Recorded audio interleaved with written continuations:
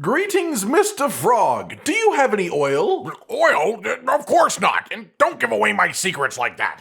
Oh, sorry, Grandma. Wink. You said wink out loud, Ribbit. Well, what if I just give you pieces of paper? Can you turn those into oil? Oh, maybe I could do that. Ladies, gentlemen, and monsters of all ages, Monster Hunter Wilds has had its final update for the base game, and with it we have had a number of new things, including quests, a whole new star rank, and a new way of approaching one of our endgame grinds too, the RNG Talismans. With all this, and especially with so many people coming back to give Monster Hunter Wilds another try after not playing it for months and months, there are plenty of things that you probably want to farm now while playing Monster Hunter Wilds, and depending on how long it's been since you last thought about farming things in this game, the methods of doing it best for some of them have changed quite a fair bit. So let's talk about the best way to farm every relevant material in Monster Hunter Wilds as of the Anniversary Festival event currently ongoing.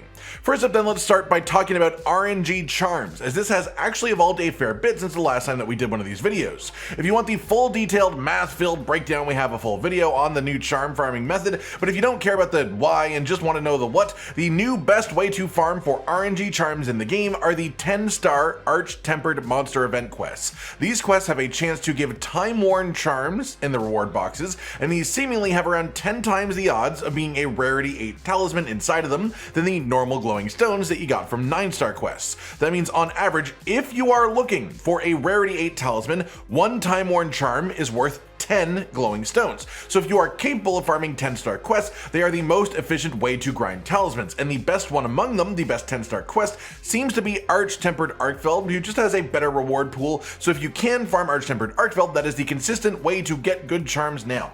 Technically speaking, the highest value if you are a god at the game is the Proof of a Hero quest for 4 Arch-Tempered monsters in a row, but that's only if you can complete it in like 30 minutes or less, which requires an incredibly good player and a good set of builds to get it done.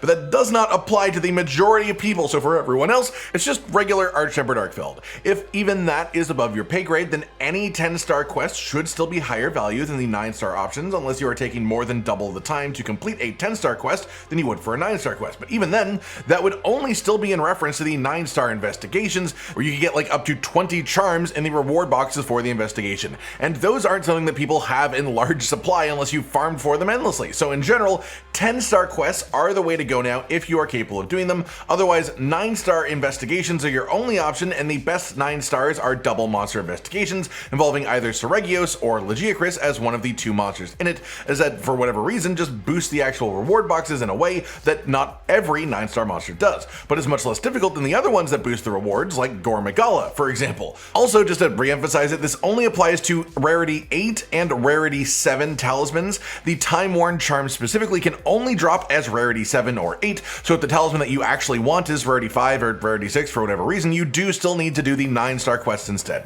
Also worth mentioning, there was one free gold melding ticket from a login bonus that's going on right now, and the gold melding ticket turns into 10 time-worn charms, so make sure that you make use of that, as we all have at least one of these right now, and that's a lot of charms you'd be giving up for free.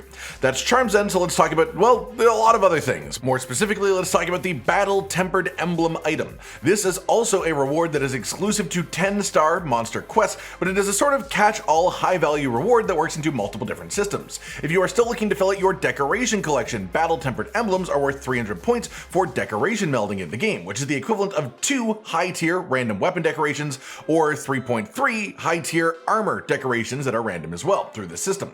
They are also, when trying to meld relics, specifically especially if you're trying to do the new mutated armaments, which are the Gogma Artian parts. These didn't used to be meldable, now they are meldable. For this system, the Battle Tempered Emblem is worth 960 points, which is the equivalent of 3 mutated armaments for every single Battle Tempered Emblem, which is actually a pretty good exchange rate from that there. Battle Tempered Emblems can also be used at the smelting foundry in the oilwell basin and be exchanged for either armor spheres or our calcite through the system. They don't recommend actually doing that with these because the return value is quite low for the armor sphere specifically, and for the oracalcite side of things, you get much more value just plugging the Battle Tempered Emblem directly into the Gogma Artian reinforced screen itself. If you trade a Battle Tempered Emblem emblem through smelting for auricalcite, it's worth 5 auricalcite, whereas if you just use it in the reinforced system, it's the equivalent of 10 auricalcite, so it's literally double the value to just plug it right in here.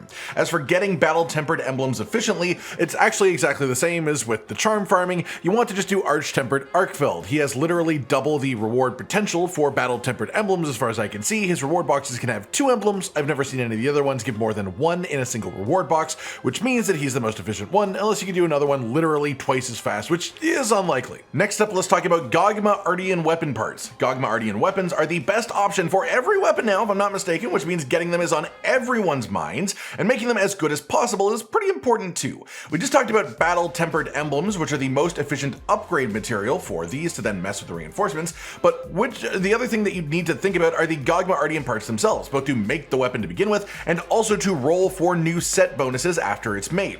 The general most efficient way to get these is from farming Gogmazios himself and making a point of breaking any glowing blue bits on him during the quest, as well as making sure that you use the Elder Breaker Cannon during the quest, which you probably will be doing anyways, but doing so gives you some extra mutated parts to roll at the end of the quest, so make sure you do. That said, I'll reiterate here that the Elder Melder in Zuja Village now has a Gogma Artian part melding option, and the battle-tempered emblems we just spoke about can be traded for 3 parts each, so that is also an option, but it's mostly just a way to get some Gogma Artian parts while farming 10-star quests for other reasons, rather than being more efficient than Gog himself. Gog is still the best way for specifically these.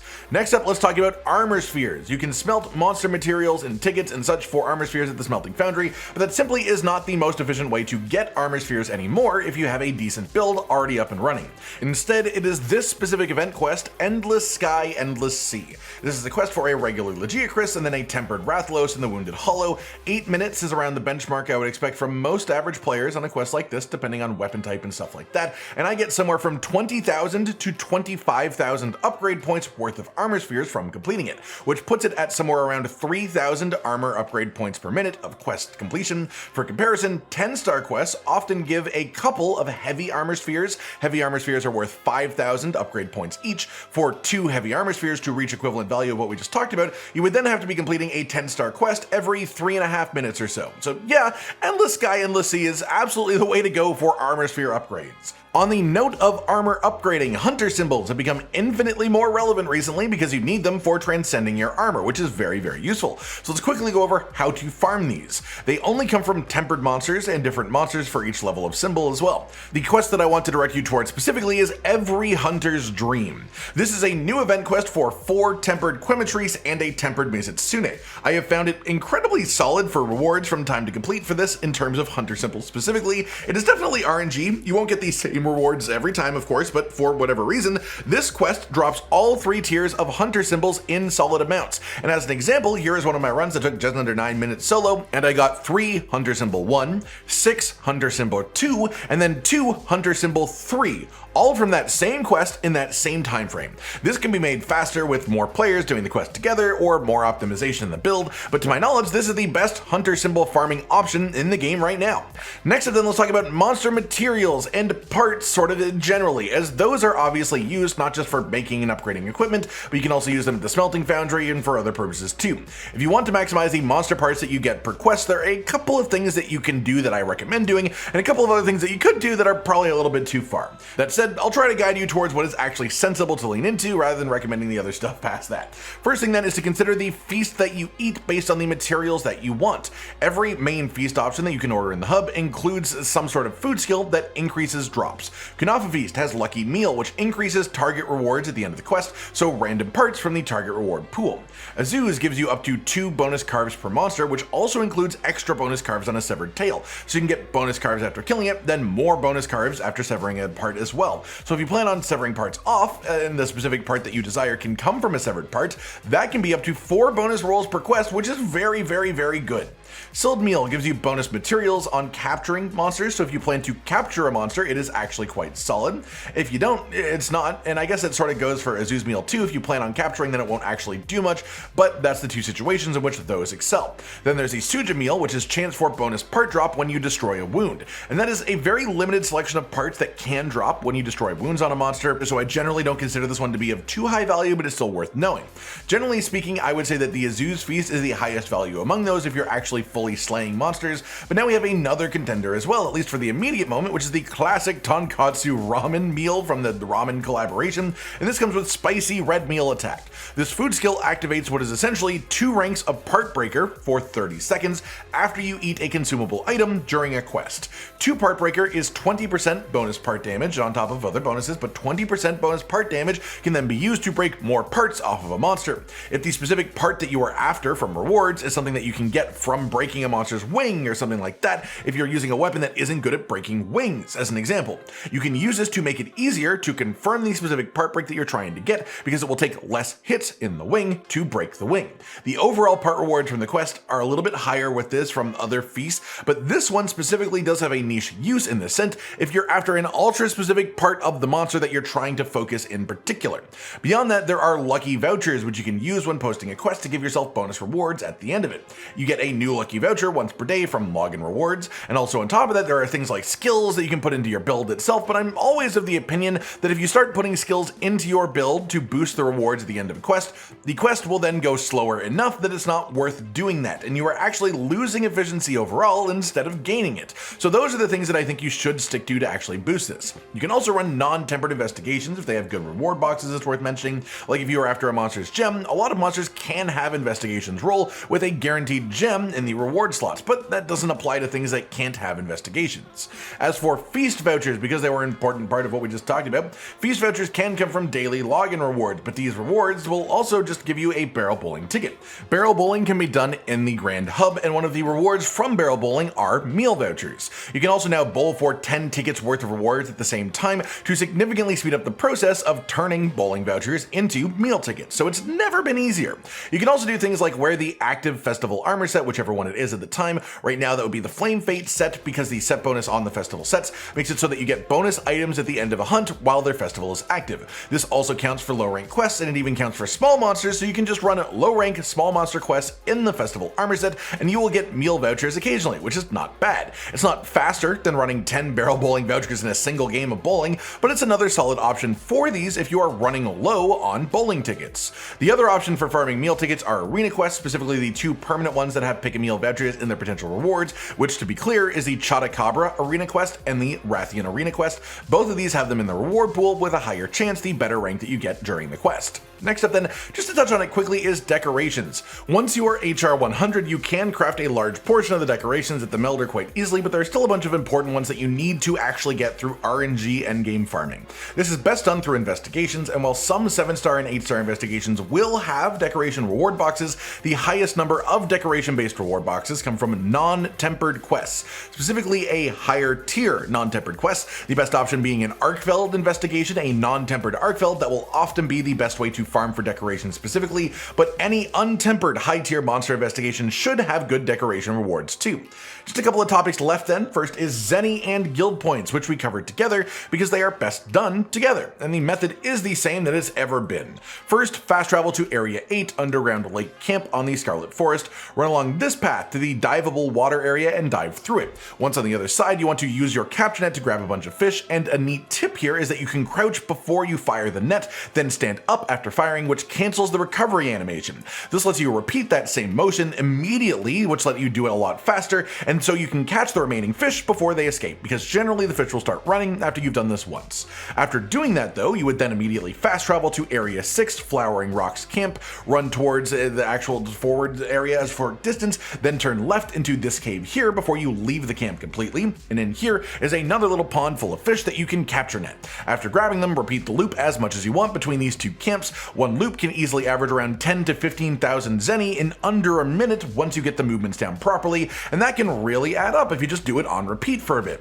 One thing that could potentially end up being better if you get lucky with it is the new Stories 3 collaboration egg delivery quest, a royal request. Potential rewards from the quest are silver and gold eggs. Silver eggs sell for 10,000 Zenny each, which is just very, very valuable, and gold eggs sell for 20,000 Zenny each. I have had this quest end multiple times with 0 eggs as rewards, but I've also had it end with 1 silver and 2 golds, which is the equivalent of 50,000 Zenny. It doesn't seem to care about the quality of the egg that you hand in during the quest, so you do not have have to actively search for platinum shine eggs to get Zenny rewards from this. Just grab the 4 eggs closest to tents as quickly as you possibly can. Because of that, the reward section giving gold and silver eggs, you can actually boost them with lucky vouchers and the lucky meal skill that we talked about earlier when talking about monster perk boosting. That said, with the RNG of this, with the fact that it can sometimes give 0 trade-in materials, sometimes give a bunch of them, I would say that it is better to do the fishing loop if you are farming Zenny and guild points solo. But if you specifically want Zenny and can organize a group of at least 2 hunters, ideally 4, to run this egg quest together, you can definitely get it to the point that it overtakes the fishing loop in Zenny value, as that drops the completion time down to like 2 minutes or less on a royal request. It's just very dependent on luck to do so, and if you got some friends to do it with you, but I thought I'd offer both options so you can make that choice. Finally then, we have Nourishing Extracts. These are used for crafting things like ancient potions, mega demon drugs, and mega armor skin, but aren't able to be gathered by the NPCs in villages for you easily. The easy way of getting these then is as rewards from barrel bowling, where they drop loads of that down. If you are out of barrel bowling tickets, the next best way is low rank Guardian Sacred optional quest. This is a thing because all Guardian monsters have Nourishing Extracts as quest rewards, including low rank Guardian monsters and including small monsters, which the only one is the Guardian Sacreds. But at low rank, small monsters have the same Nourishing Extract drop rate as high rank large monster Guardians as well, so this is by far the most efficient way to farm these, as you can easily do it in less than a minute, and I have gotten as many as 4 extracts from a single completion of this quest in the past. That's just about it for today then, everyone. Your full guide to farming all of the various things that you might want to farm in Monster Hunter Wilds after all of the various updates that we had along the way. And while we did do one of these just a couple of months back, there's a surprising amount of changes from that because of the recent additions with the 10-star quest and the anniversary festival changing things up and all that stuff. So I hope you've enjoyed this, and I hope it helps you out with whatever your goals are to farm moving forwards in this game. Like if you liked the video, subscribe to the notification bell for more, and most importantly, ladies and gentlemen, until next time, stay sweet. Josh, Cotton, and Hollow with the videos, dropping the humor like a hammer on your tippy toes, bringing entertainment on a daily arrangement to take our insanity and turn it into entertainment. Yes, I said entertainment twice, to reiterate that it is nice to look into your faces on a mostly daily basis when you let us in your homes to make the whole world a stage. Goodbye.